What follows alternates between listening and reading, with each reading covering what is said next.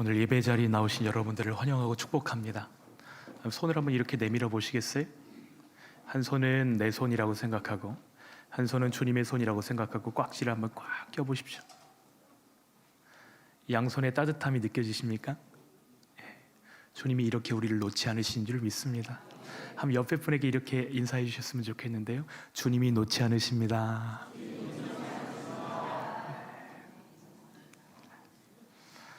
언제 어디서 누구와 무슨 일을 하든지 하나님 나라를 대표하는 예수님의 제자들로 살아가시기를 축복합니다. 어제는 우리 노회에서 장로고시가 있었습니다. 우리 교회에서 세 분의 집사님들이 고시에 응시하셨는데 감사하게도 우리 교회 대표 선수이신 집사님들이 세 분이 1, 2, 3위로 합격하셨습니다. 대기실에서 앉아가지고 그 7분의 장로 후보들, 그 각 교회 목사님들이 앉아가지고 고시위원들하고 딱 둘러 앉아 있는데 면이 서는 거예요. 정말 바쁜 시간을 쪼개서 열심히 공부해 주신 우리 집사님들께 감사했습니다. 제 마음에 그 대기실에서 기도했습니다. 하나님, 이분들이 우리 교회를 대표할 뿐 아니라 하나님 나라를 대표하는 대표 선수들로 귀하게 쓰여지게 하소서. 저는 우리 하늘 가족들이 한 주간을 살 때도 말이나 행동에 주눅들지 말고 당당하고 품위 있는 예수님의 제자로 살아가시기를 기도합니다. 우리 삶이 예수님과 교회와 하나님 나라를 대표한다는 것은 굉장히 영광스러운 일입니다. 사람들이 인정하든 인정하지 않든, 여러분 자신이 그것을 인정하든 인정하지 않든 우리는 하나님의 나라를 대표하는 대사들입니다. 왜 그렇죠? 하나님이 우리를 죄악된 세상 가운데서 건지셨고 또 그 구원의 소식을 전하기 위해서 다시 세상으로 보내시기 때문입니다. 세상 모든 대사들은 자신을 파송해준 본국의 영광과 명예를 위해 일합니다.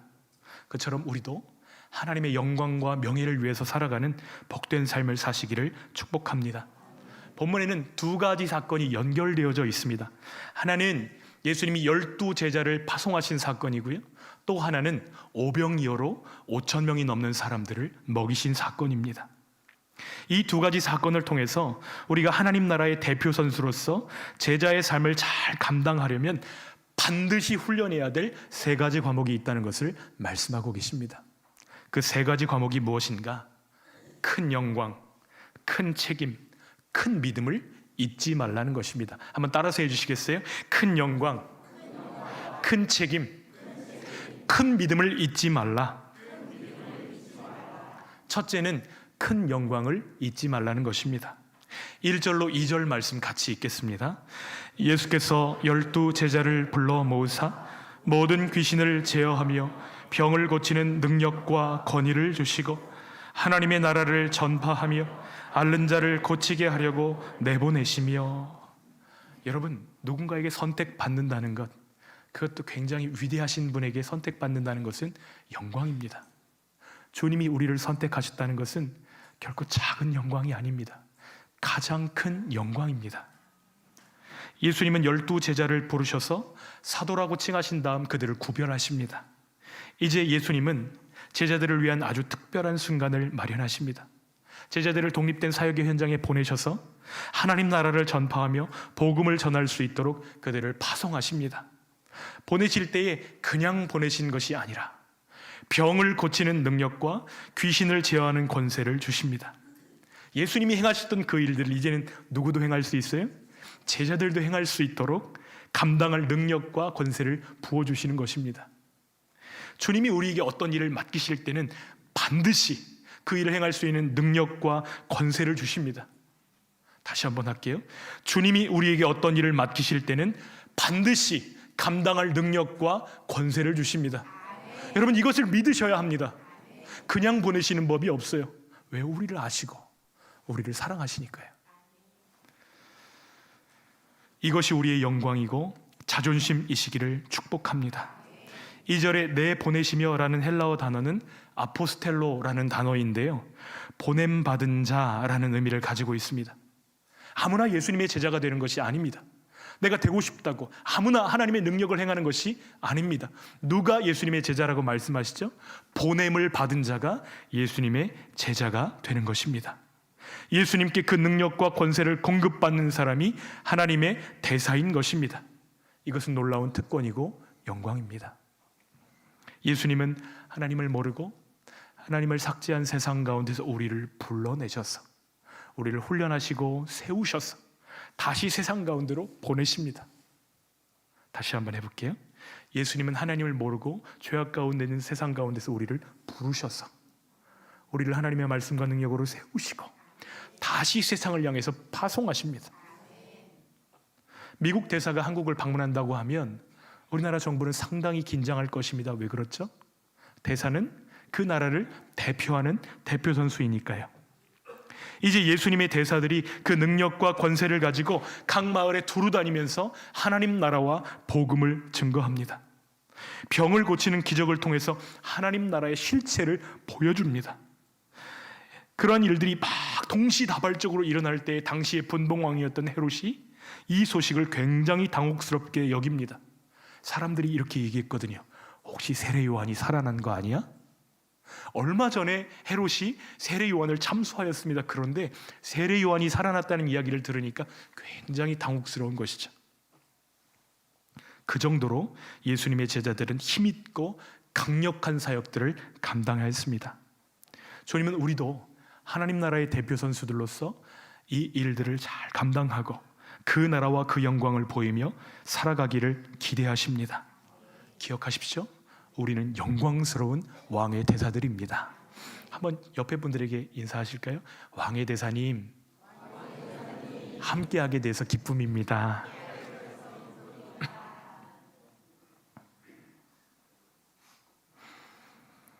세상 사람처럼 되지 못함을 인해서 주눅들고 열등감을 느끼지 않으시기를 부탁드립니다.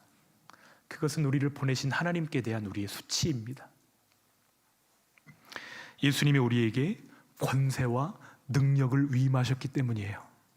어떻게 우리는 그 능력과 그 권세를 사용할 수 있죠? 예수 이름을 우리에게 주셨잖아요. 그 이름을 기도하고 간구할 때 하나님께서 우리의 기도를 들으시고 역사하시는 줄 믿습니다. 뿐만 아니라 예수님께서 우리에게 약속하셨습니다. 내가 너희와 세상 끝날까지 항상 함께 있으리라. 큰 영광, 늘 이 사실을 잊지 않으시기를 부탁드립니다. 우리가 두 번째로 잊지 말아야 할 것은 큰 책임입니다. 하나님 나라를 대표하는 대사로서 우리에게 필요한 것은 책임의식입니다. 파송받았던 제자들이 다 돌아와서 예수님께 선교 보고를 올렸을 것입니다. 자신들이 경험했던 일, 예수의 이름을 전하고 예수의 이름으로 기도했을 때 귀신이 떠나가고 예수의 이름으로 손을 얹으니까 병이 낫는 이 역사를 보고할 때에 제자들의 가슴이 얼마나 뛰고 흥분되었을까요? 여러 이야기들을 들을 때 듣기만 해도 아마 힘이 들 정도로 그들은 흥분했고 기뻐했을 것입니다.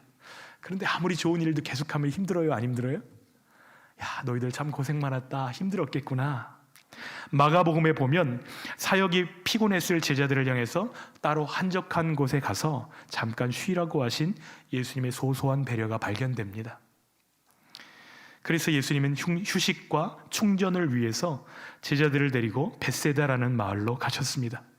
근데 문제는 사람들이 예수님이 거기 계시다는 소식을 알아차리고 그곳에 빠른 속도로 몰려들기 시작했다는 거예요. 피곤한 제자들의 마음은 팔로 예수님을 찾아온 사람들을 어떻게 했을까요? 밀어냅니다. 나의 충전과 나의 휴식을 방해하는 저 회방꾼들, 마음에서 벌써 그들을 달갑게 여기지 않았기 때문에 밀어내는 것이죠. 그러나 예수님은 그들을 향해 팔을 뻗어 환영하십니다. 하나님 나라에 대해서 말씀해 주시고 그들을 치료해 주십니다. 제자들과 예수님의 차이가 무엇이죠? 그것은 가슴의 차이입니다. 예수님의 가슴은 긍휼의 가슴입니다. 마태복음 14장 14절을 보면 같은 사건에 대해서 이렇게 기록하고 있습니다. 같이 읽어볼까요? 예수께서 나오사 큰 무리를 보시고 불쌍히 여기사 그 중에 있는 병자를 고쳐 주시니라. 여기 불쌍히 여기사 이렇게 번역된 헬라어 단어는 스플랑크난이라는 단어입니다. 제사에 드려지는 제물의 내장을 의미하는 단어예요. 무슨 뜻이냐면 위장이 꼬이는 것 같은 아픔, 혹은 그것처럼 배가 아플 정도로 이 고통스러운 사랑을 표현할 때 스플랑크난이라는 단어를 사용합니다. 예수님은 무엇 때문에 지금 장이 꼬이는 것처럼 아파하시고 힘들어하시죠? 그 앞에 서 있는 사람들을 볼 때에 그 사람들이 목자 없는 양떼처럼 유리하고 방황하고 있었기 때문입니다. 그러나 제자들은 저녁 때가 되었는데도 돌아갈 생각을 하지 않고 있는 무리들을 바라보면서 이렇게 이야기합니다. 12절 같이 읽겠습니다. 날이 저물어 가매 12 사도가 나와 여짜오되 무리를 보내어 두루 마을과 촌으로 가서 유하며 먹을 것을 얻게 하소서. 우리가 있는 여기는 빈 들이니이다. 벌써 예수님께 드리는 말이 긍정적이에요, 부정적이에요? 네. 예수님, 날이 어둡습니다. 여기 가게도 하나도 없습니다. 어서 사람들을 보내셔서 마을과 촌으로 가서 뭘 사 먹도록 하시지 않으시겠습니까? 제자들의 마음은 온통 사람들을 돌려보내는 데 집중되어 있습니다. 어쩌면 그것이 가장 현실적이고 실행 가능한 옵션처럼 생각됩니다. 그러나 예수님은 제자들을 향해서 이렇게 말씀하십니다. 아니, 너희가 책임져라. 너희가 먹을 것을 주어라 말씀하십니다. 지금 제자들이 가지고 있는 것, 그들 주머니를 탈탈 털어도 가지고 있는 것은 딱 떡 5개와 물고기 2마리, 어린 아이의 점심 식사 정도밖에는 없습니다.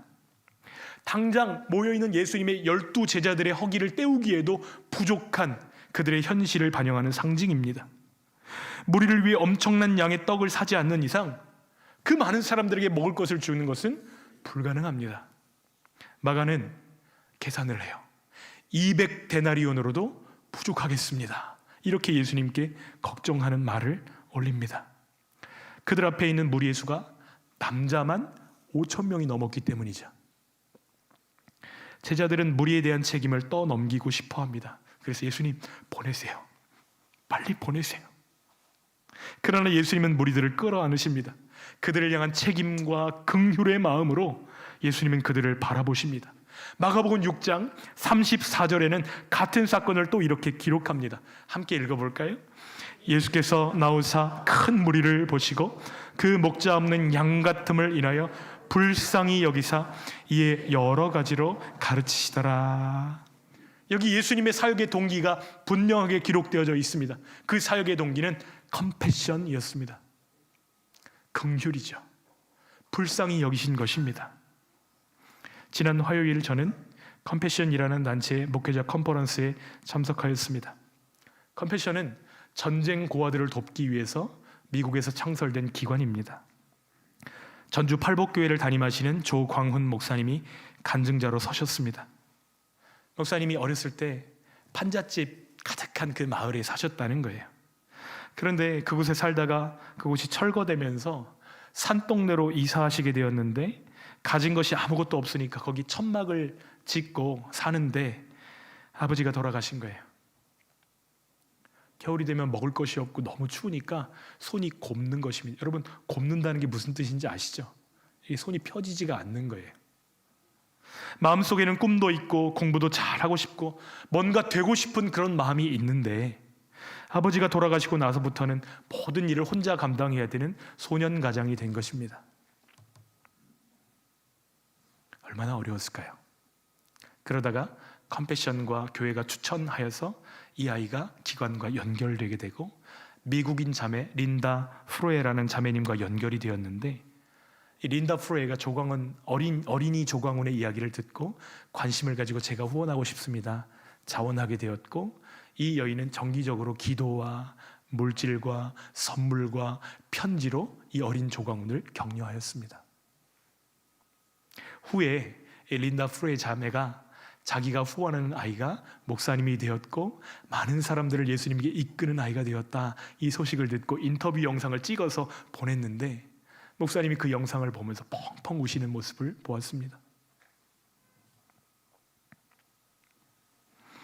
긍휼의 마음으로 한 아이를 섬기며 기도해 주었는데 그 한 자매를 통해서 팔복동에 복음의 꽃이 피었구나. 이것이 30배, 60배, 100배이구나. 하나님이 그 한 사람을 통해서 놀라운 일을 행하고 계시는구나. 이것들을 느끼면서 소름이 끼치는 그런 경험들을 하였습니다. 우리가 세상의 모든 사람들을 다 먹이고 책임질 수는 없지만 하나님이 우리 마음에 품게 하신 한 사람을 섬길 수 있습니다. 그리고 그 영혼이 꽃 피어날 때 하나님은 놀라운 일들을 행하실 줄 믿습니다. 여러분, 우리가 그리스도와 세상을 연결하는 축복의 통로로 주님께 귀하게 쓰임이 되기를 간절히 소원합니다.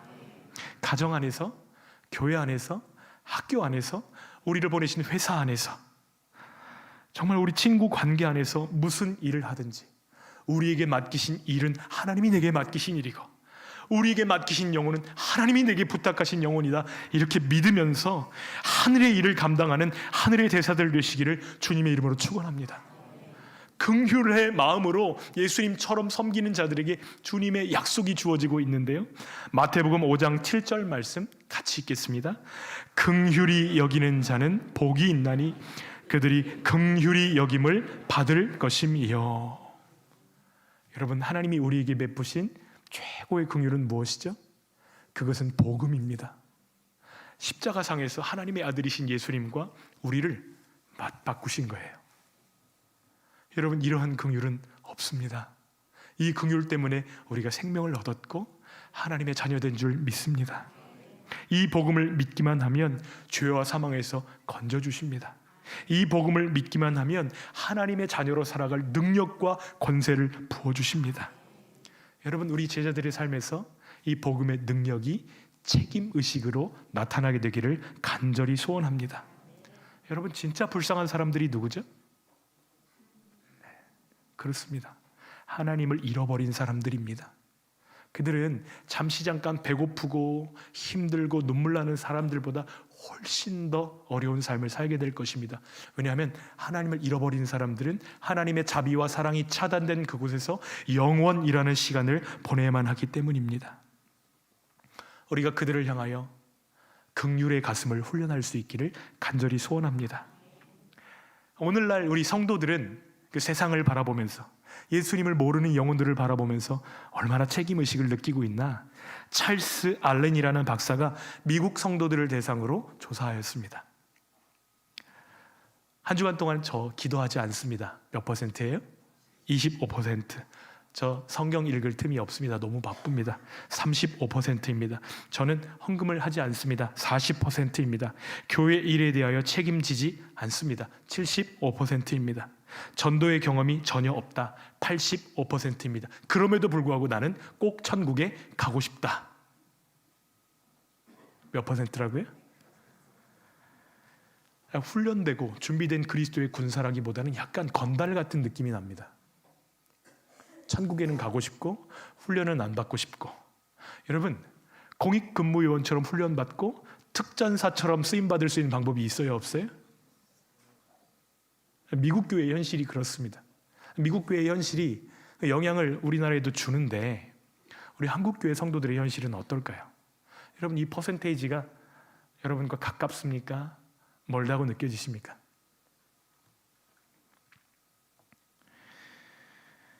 우리 모든 성도들이 주님의 긍휼과 책임의 연장선이 되기로 작정할 때 주님이 우리를 통해서 먹이시고 고치시고 살리시고 하나님 나라를 보이시기를 간절히 소원합니다. 그렇게 하실 거예요. 마지막은 큰 믿음으로 주님을 신뢰하라는 것입니다. 주님이 제자들을 향해서 2절, 3절에 말씀하십니다. 여행을 위해서 아무것도 가지지 말라. 지팡이나 배낭이나 양식이나 돈이나 두 벌 옷 가지지 말라 말씀하십니다. 여러분, 이 말씀 뜻이 무엇이죠? 목사들에게 월급 주면 안 된다, 선교사들에게 선교비 보내지 말아라, 그럴 필요 없다, 이런 뜻인가요? 주님은 누가복음 22장 35절로 36절에 또 이렇게 말씀하십니다. 같이 한번 읽어볼까요? 그들에게 이르시되 내가 너희를 전대와 배낭과 신발도 없이 보내었을 때에 부족한 것이 있더냐? 이르되 없었나이다. 이르시되 이제는 전대 있는 자는 가질 것이요 배낭도 그리하고 검 없는 자는 겉옷을 팔아 살지어다. 주님이 제자들에게 원하시는 것은 무엇이죠? 주님을 신뢰하는 방법을 배우기를 원하셨던 거예요. 그래서 갈 때에 그런 것들 의지하지 말고 나만 의지해라, 이것을 배워야 된다, 그것을 말씀하시는 것입니다. 광야입니다. 빈들입니다. 저녁입니다. 계산이 안 되는 상황에 5,000명, 남자만 5,000명 되는 사람들이 그들 앞에 서 있습니다. 예수님은 그들에게 먹을 것을 주라고 말씀하시는데 가진 것은 보리떡 5개와 물고기 2마리 뿐입니다. 여러분, 이 모든 데이터들을 종합해서 제자들이 내린 결론은 무엇이죠? 할 수 없다. 그래서 예수님께 이야기합니다. 우리에게 떡 5개와 물고기 2마리밖에 없사오니 이 모든 사람을 위하여 먹을 것을 사지 않고서는 할 수 없사옵나이다. 그래, 똑같은 상황, 똑같은 자리, 똑같은 사람들을 바라보시면서 예수님이 내리신 결론은 무엇이죠? 할 수 있다. 여러분, 예수님이 제자들에게 아주 특별한 행동을 명령하십니다. 14절로 17절 말씀을 조금 천천히 읽어볼게요. 제자들에게 이르시되 때를 지어 앉히라 하시니 제자들이 이렇게 하여 다 앉힌 후 예수께서 떡 5개와 물고기 2마리를 가지사 하늘을 우러러 축사하시고 떼어 제자들에게 주어 무리에게 나누어 주게 하시니 먹고 다 배불렀더라. 그 남은 조각을 12바구니에 거두니라. 아멘. 여러분, 이 사건을 통해서 예수님이 제자들에게 알려주고자 하셨던 레슨이 무엇일까요?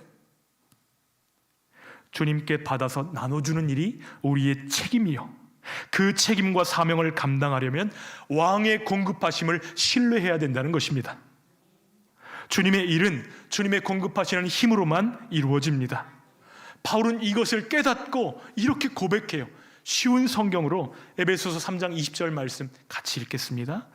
우리 가운데 일하시는 하나님께서는 우리가 구하고 생각하는 것보다 훨씬 더 많은 것을 채워주실 것입니다. 아멘. 여러분, 하나님을 바라보고 하나님을 우리 계산 안에 집어넣는 믿음의 사람들 되시기를 축복합니다. 우리의 사명이 우리 가진 우리 자원에 질식되지 말아야 합니다. 어떻게 해야 되죠? 주님을 신뢰하는 큰 믿음이 필요한 것입니다. 말씀을 정리하고자 합니다. 우리가 하나님 나라의 대사로 예수님의 멋진 제자로 쓰임받기를 원한다면 반드시 3과목을 훈련해야 되는데, 첫째는 큰 영광을 잊지 마십시오. 주님이 나를 선택하셨다. 2번째는 큰 책임을 잊지 마십시오. 주님이 나에게 긍휼의 가슴을 원하신다. 3번째는 큰 믿음을 잊지 마십시오. 누가 나의 공급자다? 주님이 나의 공급자시다. 이 약속 위에 우리 삶을 세우시는 저 여러분 되시기를 주님의 이름으로 축원합니다.